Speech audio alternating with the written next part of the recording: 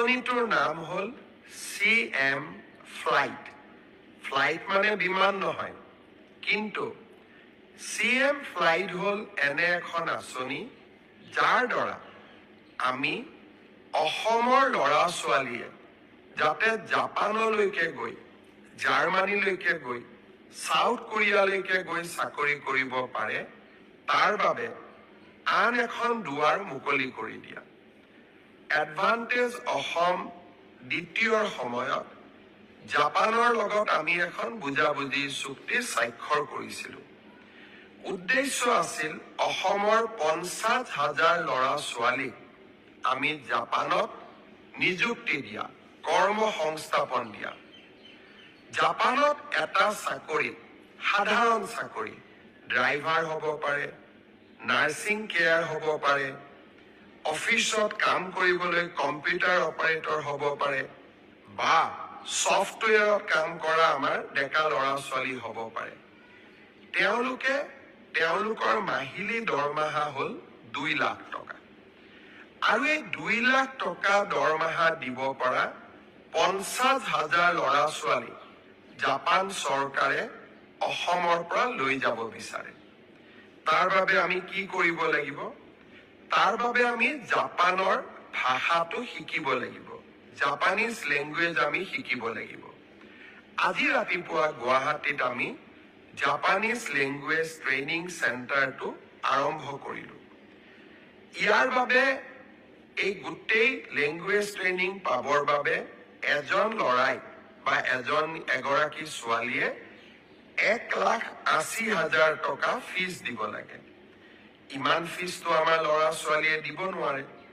তাৰ কাৰণে আমি সিদ্ধান্ত লৈছো যে 1,80,000 টকাৰ 1 লাখ টকা ৰাজ্য চৰকাৰে দিব।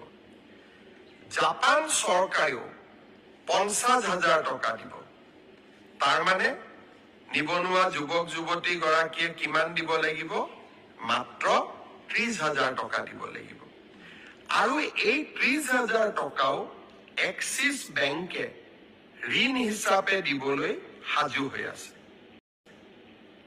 মই ছাত্ৰ ছাত্ৰীসকলক অনুৰোধ কৰিম যে আপোনালোকে যিসকলে ভাবে যে আমি জাপানলৈ গৈ চাকৰি কৰিম, আমাৰ পৰিয়ালটোৰ গোটেই অৰ্থনৈতিক ভেটি আমি পৰিৱৰ্তন কৰিম, আৰু যিসকলে এই প্ৰত্যাহ্বান ল'ব বিচাৰে তেওঁলোকক মই অনুৰোধ কৰিম, অহা কালিৰ পৰা আমি ক'ত আবেদন কৰিব লাগে, কেনেকে কৰিব লাগে, টিভি সমূহতো দিম, মোৰ সামাজিক মাধ্যমতো দিম, আৰু বাতৰি কাকততো দিম।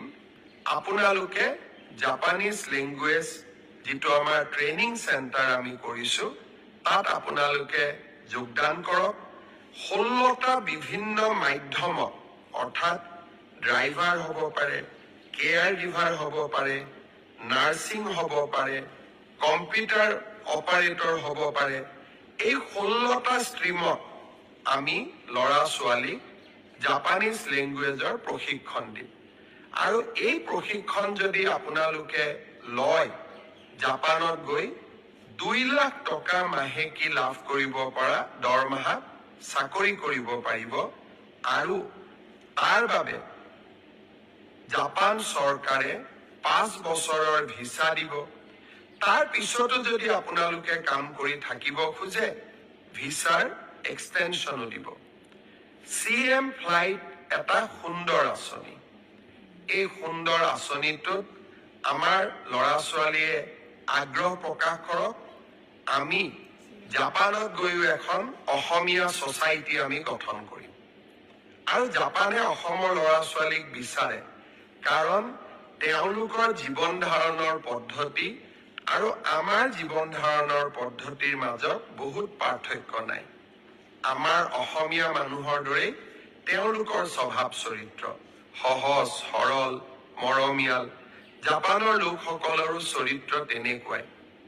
আজি এই সম্পৰ্কত মই দিয়া ভাষণটো মোৰ ফেচবুক পেজত আছে। আপোনালোকে অনুগ্ৰহ কৰি মোৰ ভাষণটো শুনিব চেষ্টা কৰিব। গোটেই কথাখিনি আপোনালোকে বুজি পাব।